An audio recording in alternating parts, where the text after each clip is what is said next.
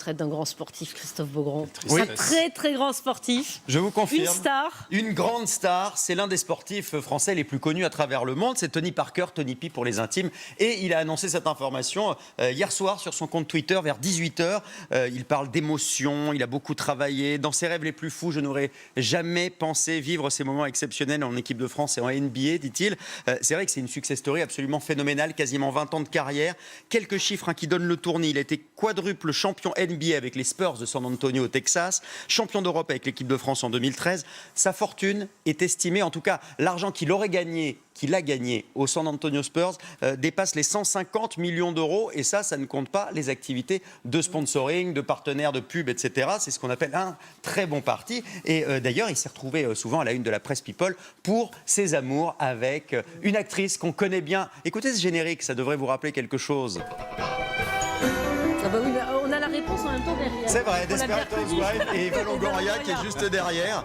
Un coup de foudre dans un vestiaire en 2004. Elle était venue assister à un match des Spurs et elle est allée le saluer. Vous voyez, malgré l'odeur de chaussettes dans les vestiaires, le coup de foudre a eu lieu. Si ça, c'est pas de l'amour. Et à l'été 2007, ils se sont mariés par Bertrand Delanoë d'ailleurs, à Paris.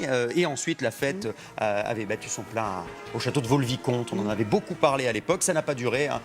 Lui au Texas pour jouer au basket, elle à Hollywood pour jouer dans ses séries, plus quelques rumeurs de tromperie. Et en 2010, c'est terminé. Depuis, il a retrouvé l'amour avec une journaliste française et il a 2 petits garçons. Ah bon, bah écoutez, donc on ne le connaît pas que pour des raisons sportives, effectivement. La presse People, on l'a vu là à l'instant. Il va faire quoi maintenant? Alors maintenant, effectivement, c'est devenu officiellement un homme d'affaires, pas de retraite en vue. Alors, il a déjà une marque de vêtements qui marche pas mal. Il a racheté le club de basket de Lyon-Villeurbanne il y a quelques années. Il est actionnaire majoritaire depuis 2014. Il anime de temps en temps des émissions de radio sur RMC. Il a des parts dans une société qui produit des films au cinéma. Il a son association qui aide les enfants malades. Il organise régulièrement, on le voit sur ces images, des galas pour récolter des fonds. Et il vient de racheter une station de ski, la station de ski de Villard-de-Lans-Corançon, il y a 1 mois et demi, pour à peu près 10 millions d'euros.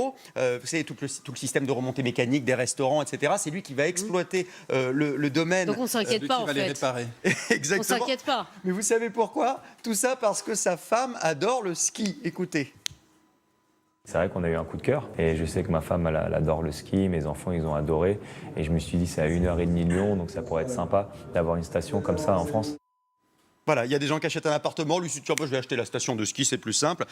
Et ce qu'on espère juste, c'est qu'ils ne se remettent pas à la chanson, car en 2007, je ne sais pas si vous vous rappelez, il a tenté de lancer un album de rap. Écoutez, regardez ces petites images, on va laisser les micros ouverts pour commenter, regardez. Voilà, ça s'appelait Balance-toi, ce single.